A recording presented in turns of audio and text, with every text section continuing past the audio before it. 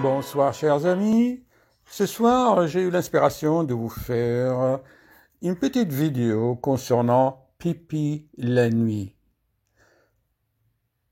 Ça dépend de l'âge, il y en a pour tous les âges comme on dit, j'ai vu même des enfants de 7-8 ans qui se lèvent la nuit pour faire pipi, des adultes, des hommes, des femmes.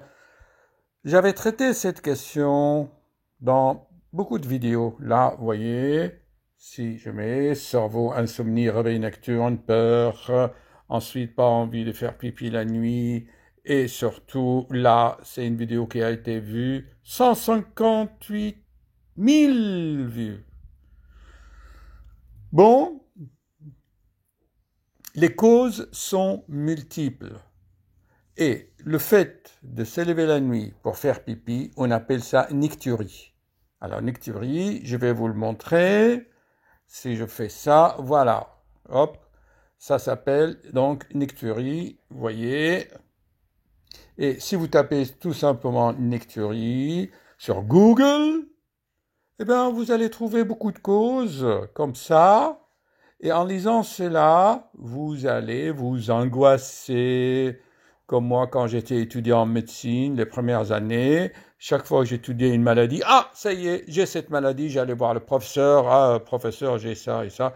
Bon, alors, ne vous inquiétez pas, ne paniquez pas, d'accord?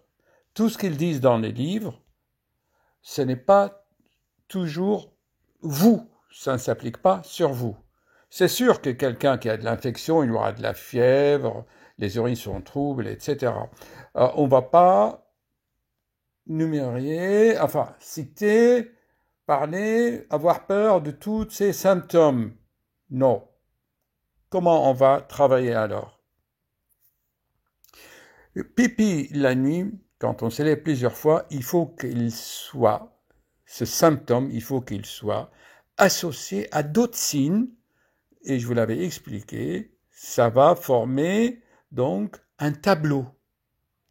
Si vous avez des douleurs, par exemple au bas du ventre, que vous avez des fièvres, que les urines sont troubles et que les examens des urines montrent qu'il y a des microbes, eh ben c'est que vous avez une infection. D'accord? Voilà, chez les hommes, après 60 ans, 70 ans, ils ont la prostate. Bon, mais le diabète, c'est pas la même chose. Il y a des, si vous voulez, des nuances. Dans le diabète, c'est quand quelqu'un fait pipi la nuit, c'est beaucoup et il boit beaucoup la journée. On dit ça polyurie, polydipsie, les diabétiques. Bien, mais en général, quand vous avez éliminé toutes ces causes et que vous êtes bien, apparemment vous êtes en bonne santé, les 2 ou 3 causes les plus fréquentes, c'est ça, chers amis, c'est les apnées du sommeil. Les gens qui ronflent, ils oublient de respirer, d'accord? Et c'est souvent les apnées du sommeil. Et ces apnées du sommeil, bien sûr, à leur tour, entraînent ce qui n'est pas écrit ici. Regardez, si vous regardez toutes les causes, il y a des causes médicaux, ça veut dire qu'ils ne sont pas chirurgicaux, ça veut dire que il n'y a pas de problème chirurgical, par exemple une grosse prostate, une tumeur, un cancer, etc. Parce que là, vous voyez, il y a même la grossesse. Hein.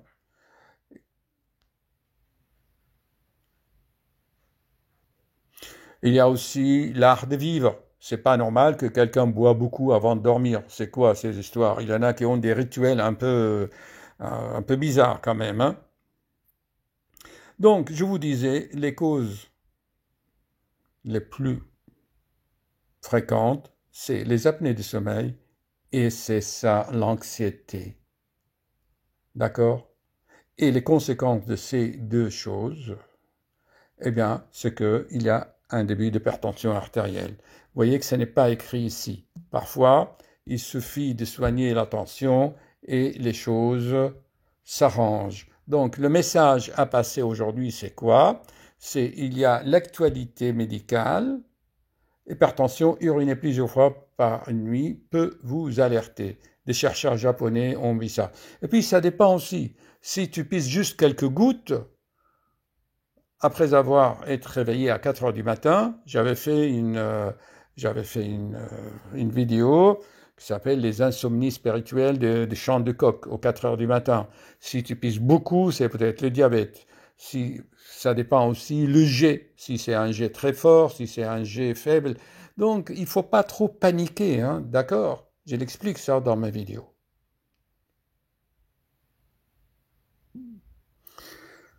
Donc, pour la pratique, dans votre vie pratique, si vous êtes en bon état de santé, si vous vous sentez bien, vous n'avez pas de symptômes, et que malgré cela, vous vous réveillez la nuit comme ça, eh bien, souvenez-vous des 3 causes, d'accord?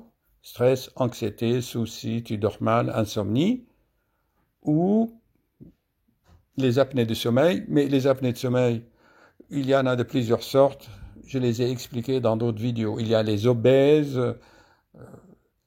il y a des jeunes avec des grosses amygdales, il y a beaucoup de choses à vraiment nuancer. Ça dépend du contexte, l'âge, le sexe, d'accord? Et aujourd'hui, je vous partage avec vous, je partage donc l'actualité médicale, surveillez quand même votre tension. Mais attention, attention, l'hypertension artérielle peut être cause ou conséquence, les deux. Si tu es anxieux, stressé, tu dors mal et que tu as des apnées de sommeil, c'est sûr que tu as de l'hypertension. Et dans l'autre sens aussi, ça va. Souvent dans mes vidéos, je vous explique distinguer ce qui est cause et ce qui est effet, ce qui est cause, ce qui est conséquence. Mais dans ce cas-là, il faut vraiment nuancer. D'accord? Si tu n'es pas obèse et que tu ne ronfles pas et que tu ne fais pas d'apnée de sommeil et malgré cela, tu te réveilles la nuit, c'est un peu d'anxiété, tu surveilles ta tension. Bien sûr, si quelqu'un a 20-30 ans, bon, il faut qu'il arrête de fumer, bien sûr, qu'il fasse du sport, vous connaissez l'hygiène de vie. Dans la prochaine vidéo, je vous parlerai de la bioélectronique, comment vraiment ne pas être malade, avoir tous ces soucis. Ok? Bon, à méditer, hein. C'est une petite vidéo, je voulais partager avec vous. Allez, quelques génériques et je vous la édite. Bon, allez, tout va s'arranger. Merci.